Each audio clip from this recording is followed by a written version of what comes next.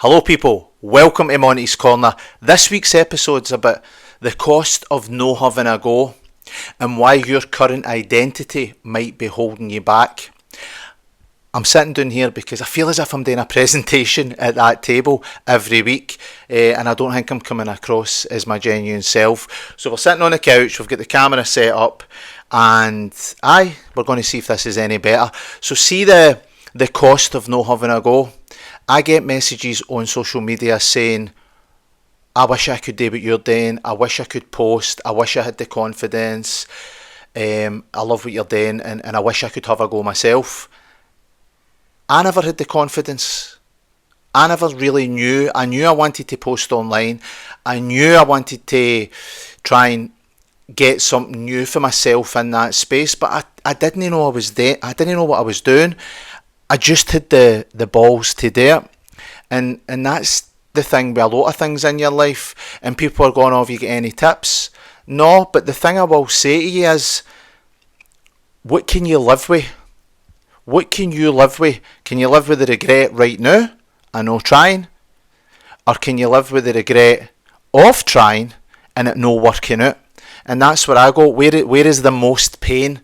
What do you want to do the most? Do you want to have a go, it might fail, or it might change your life? Or do you want to sit in your bed fucking 30 years from now going, fuck me, I wish I'd had a go? And see, the thing is, you follow social media. The crazy thing is, you don't feel as if you've got the courage to post. You don't want to post, but you'll go and sit in your house at night and look at people and admire people on your phone that are doing the thing that you want to do. Whatever it is, whatever they're speaking about, whatever the subject, but there'll be people that you go, fuck, I could do that, or you might see how much money they're making because they're telling you, and you go, fuck, I would love that, that's more than I get paid now, or I would just love a quarter of that, a quarter of their following, a quarter of that money, and it would change my life. All it takes is for you to press play and have a go. Have a go. Fucking hell, like, people are getting slagged now for using AI to script, they're getting slagged for no using AI to script, they're getting slagged for virtually anything. You will get people that will have a go at you no matter what. The statistics say 1 in 6 people don't like you regardless of what you do, regardless of how sound you are, how friendly you are, how much a nice person you are. Somebody just doesn't like you. And see, when I found that, it's liberating.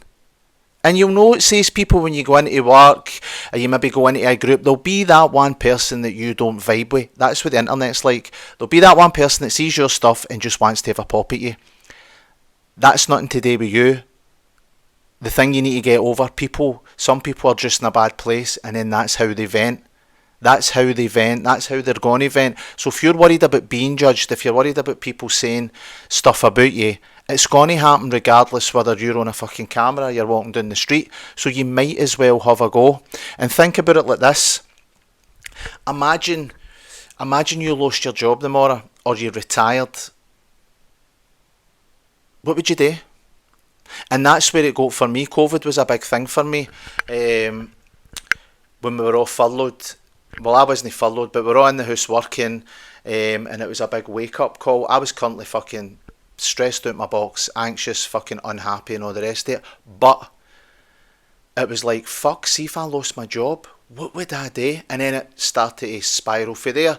What is it I really want to do? Because I woke up a few years ago and I wasn't doing what I really wanted to do. And that's the thing. I know I've spoke about it before, about the Simon Sinek exercise. What's the one day in your work? But really, what is the one day? What's the thing that you love doing? And are you currently doing that just now? And see if you're not, then you need to think long and hard what you want to do, because that's where I was at.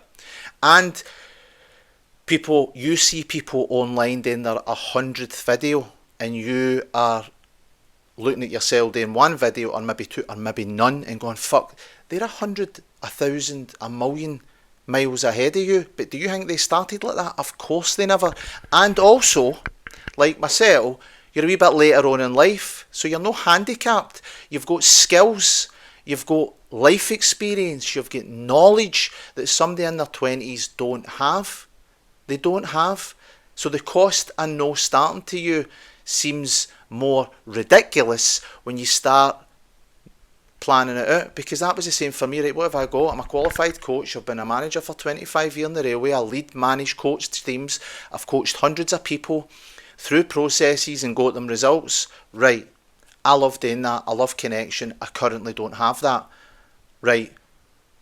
And you're seeing online coaches that I'm fucking 20 years older than or 15 years older, and I'm going, I could do what they're doing. And that's it. It's not I'm better than them or I'm amazing. It's just like, I think I could do that, so I'm going to fucking have a go. And that's where you need to get. It's the bravery. It's overcoming the fear. And I used to fucking fight people for a hobby, so I know a thing or two about overcoming fear, and it's never as bad as you think it's going to be. When I started fighting, I thought I was going to break my leg, get knocked out in front of my mates, get knocked out in front of my family, and it's never as bad. And by the way, right up until the point until you do the thing, you doubt yourself. Everybody does. That's the secret. It's just who can keep their poker face straight enough to have the experience, go, fuck, that wasn't as bad as I thought it was, and go again. So everybody has that fear.